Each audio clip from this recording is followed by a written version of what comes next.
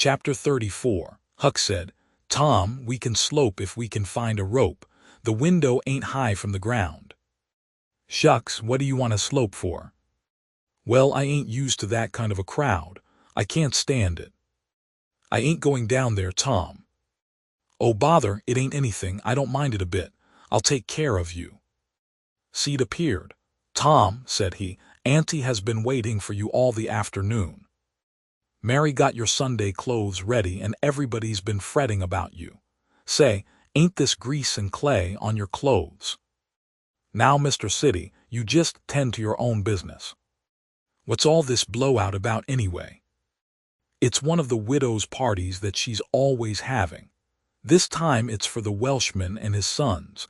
On account of that scrape they helped her out of the other night. And say, I can tell you something if you want to know." "Well, what?" "Why, old Mr. Jones is going to try to spring something on the people here tonight. But I overheard him tell Auntie today about it, as a secret, but I reckon it's not much of a secret now.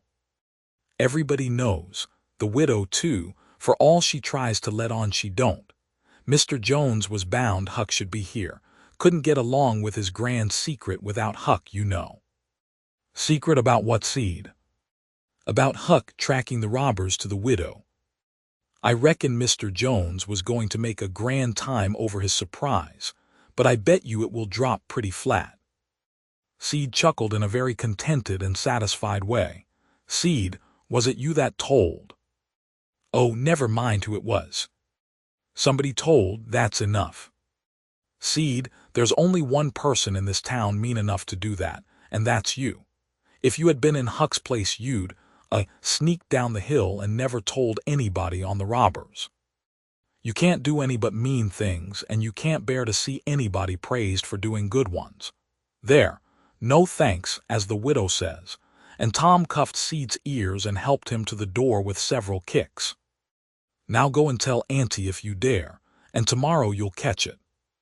Some minutes later, the widow's guests were at the supper table, and a dozen children were propped up at little side tables in the same room, after the fashion of that country and that day.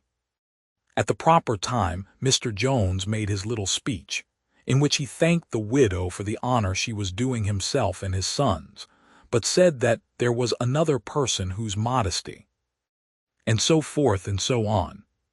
He sprung his secret about Huck's share in the adventure in the finest dramatic manner he was master of, but the surprise it occasioned was largely counterfeit, and not as clamorous and effusive as it might have been under happier circumstances.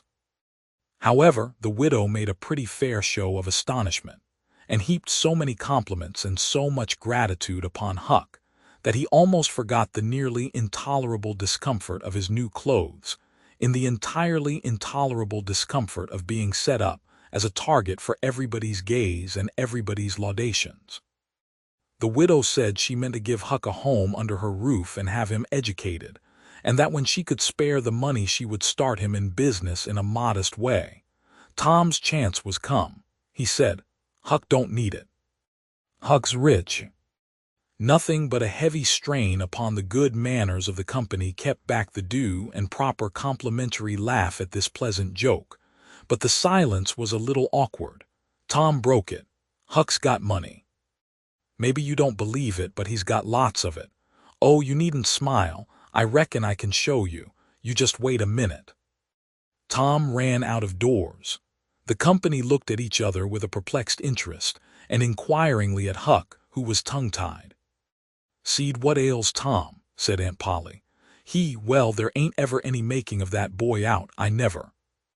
Tom entered, struggling with the weight of his sacks, and Aunt Polly did not finish her sentence. Tom poured the mass of yellow coin upon the table and said, "There, what did I tell you? Half of it's Huck's and half of it's mine." The spectacle took the general breath away. All gazed, nobody spoke for a moment. Then there was a unanimous call for an explanation. Tom said he could furnish it, and he did. The tale was long but brimful of interest. There was scarcely an interruption from anyone to break the charm of its flow.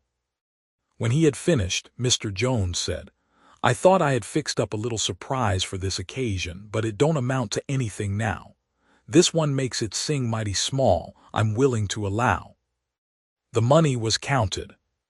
The sum amounted to a little over $12,000. It was more than anyone present had ever seen at one time before, though several persons were there who were worth considerably more than that in property.